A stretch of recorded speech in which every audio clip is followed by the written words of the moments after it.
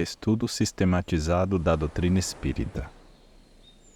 Tomo único, módulo 9, Movimento Espírita e Unificação. Roteiro 1. Movimento Espírita, Conceito e Objetivo. Objetivos específicos. Conceituar movimento espírita, dando o seu objetivo. E estabelecer a diferença entre movimento espírita e doutrina espírita. Subsídios: movimento espírita, conceito e objetivo. Em verdade, não se pode falar em movimento espírita antes da codificação, pois somente após esta é que o espiritismo surgiu como doutrina.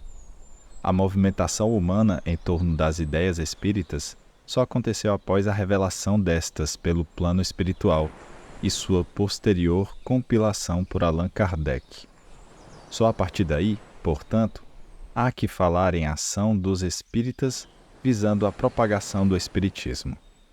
Sendo assim, diremos que movimento espírita é o conjunto das atividades que tem por objetivo estudar, divulgar e praticar a doutrina espírita, contida nas obras básicas de Allan Kardec, colocando-a ao alcance e a serviço de toda a humanidade. As atividades que compõem o movimento espírita são realizadas por pessoas, isoladamente ou em conjunto, e por instituições espíritas. As instituições espíritas compreendem os grupos, centros ou sociedades espíritas que desenvolvem atividades gerais de estudo, difusão e prática da doutrina espírita e que podem ser de pequeno, médio ou grande porte.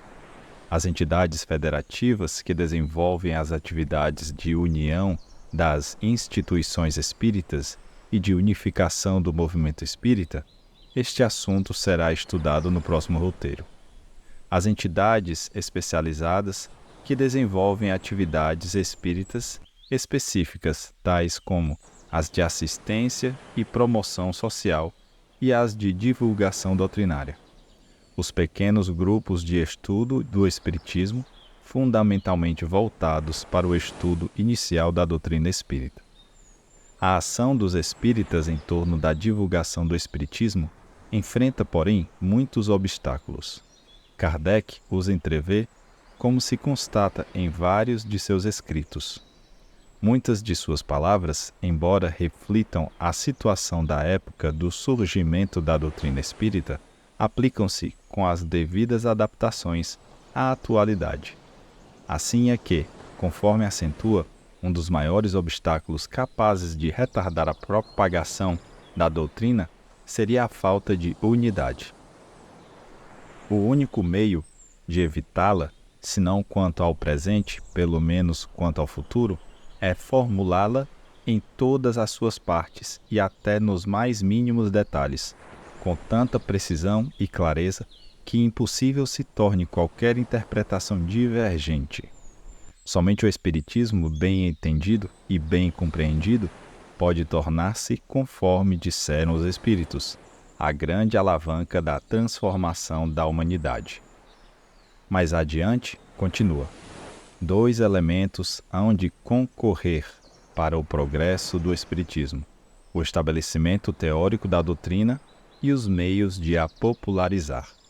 O desenvolvimento cada dia maior que ela toma multiplica as nossas relações, que somente tendem a ampliar-se pelo impulso que lhe darão a nova edição de O Livro dos Espíritos e a publicidade que se fará a esse propósito.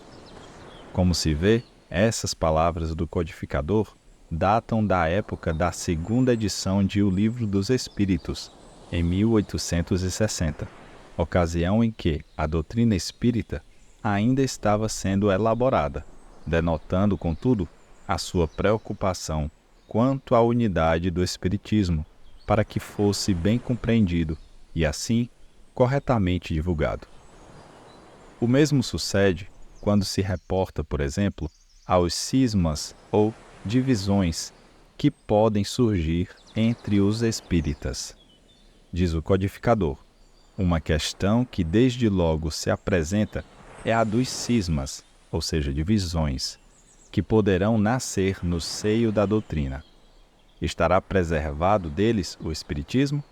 Certamente que não, porque terá, sobretudo no começo, de lutar contra as ideias pessoais, sempre absolutas, tenazes, refratárias a se amalgamarem com as ideias dos demais, e contra a ambição dos que, a despeito de tudo, se empenham por ligar seus nomes a uma inovação qualquer. Dos que criam novidades só para poderem dizer que não pensam ou agem como os outros, pois lhes sofre o amor próprio por ocuparem uma posição secundária. Se, porém, o Espiritismo não pode escapar às fraquezas humanas, com as quais se tem de contar sempre, pode todavia neutralizar-lhes as consequências, e isto é o essencial. É de notar-se que os vários sistemas divergentes surgidos na origem do Espiritismo sobre a maneira de explicarem-se os fatos foram desaparecendo à medida que a doutrina se completou por meio da observação e de uma teoria racional. É este um fato notório, do qual se pode concluir que as últimas divergências se apagarão com a elucidação integral de todas as partes da doutrina.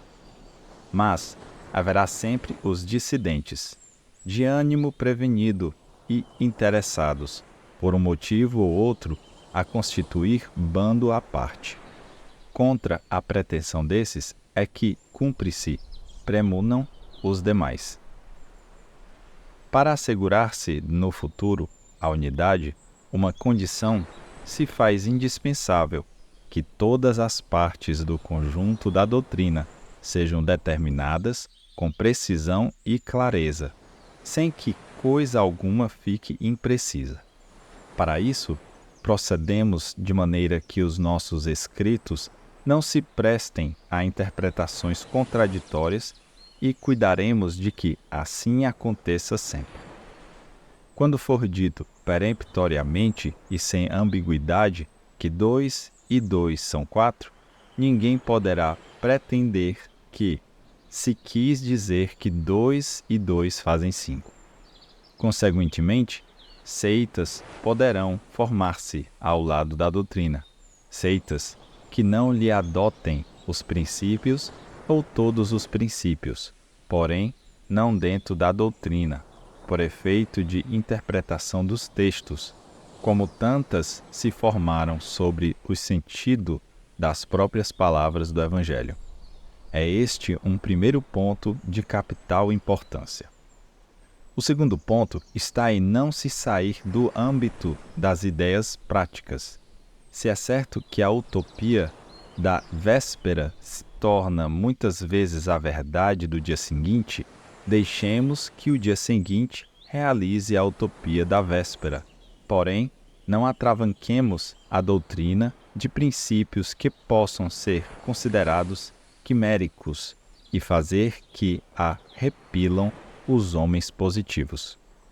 O terceiro ponto, enfim, é inerente ao caráter essencial progressivo da doutrina, pelo fato de ela não se embalar com sonhos irrealizáveis. Não se segue que se imobilize no presente. Apoiada tão só nas leis da natureza, não pode variar mais do que estas leis. Mas, se uma nova lei for descoberta, tem ela que se pôr de acordo com essa lei. Não lhe cabe fechar a porta a nenhum progresso, sob a pena de suicidar. Assimilando todas as ideias reconhecidamente justas, de qualquer ordem que seja, físicas ou metafísicas, ela jamais será ultrapassada, constituindo isso uma das principais garantias da sua perpetuidade. Essas considerações do codificador, como outras que se encontram esparsas por toda a sua obra, formam um conjunto de instruções que, ao serem seguidas, darão ao movimento espírita as condições necessárias para que atinja o seu objetivo, que, como vimos, são o estudo, a prática e a divulgação da doutrina espírita, colocando-a ao alcance e a serviço da humanidade.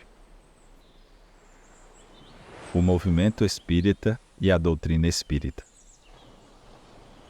O conceito de movimento espírita antes mencionado torna clara a diferença entre este e a doutrina espírita.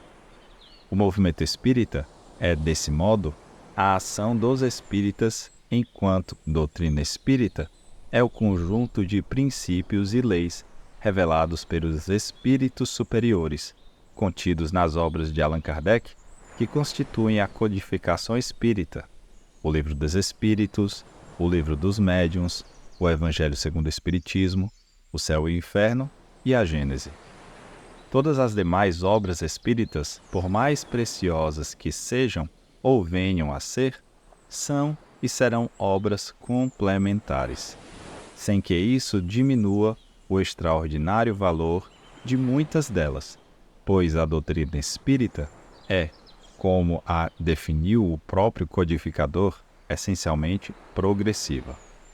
A doutrina espírita está imune a deturpações, porque qualquer ideia ou conceito que se mostre incompatível com os princípios consagrados nas obras da codificação poderá ser tudo menos espiritismo. Já o movimento espírita, por ser movimento livre de pessoas e instituições humanas, sem obrigações de obediência compulsória à hierarquia religiosas, que não possuímos, não goza da mesma imunidade, exigindo, em razão disso, de que cada espírita em particular e de cada grupo ou instituição espírita, uma vigilância permanente, no mais alto sentido, para que nenhuma deturpação comprometa a pureza dos ideais que abraçamos. A força da doutrina espírita está em seus princípios e na sua permanente possibilidade de comprovação. A razão de ser do movimento espírita só pode ser a divulgação e a prática da doutrina espírita. É nesse sentido que todas as potencialidades dos espíritas devem ser canalizadas para a difusão e a vivência do Evangelho redivivo, à luz da imortalidade e da reencarnação, da justiça perfeita e do inesgotável amor divino. Cada página de livro, jornal ou revista espírita, cada programa espírita de rádio ou televisão, cada palestra ou conferência espírita constituem sagrada oportunidade para a divulgação dos princípios e dos esclarecimentos da doutrina dos espíritos, levando a alma do povo às sementes da consolação e da esperança, do entendimento superior da vida e de uma nova conceituação da verdadeira fraternidade, com base nas sublimes verdades reveladas pelo Consolador prometido e enviado por Jesus. Todo aquele a quem a luz da doutrina espírita já iluminou tem o ineclinável dever de aproveitar integralmente as possibilidades que o Senhor da vinha lhe concede para estender a luz do conhecimento e do amor, com simplicidade e eficiência, desprendimento e sinceridade. Para falar ao povo simples, o exemplo de Jesus não deve ser esquecido.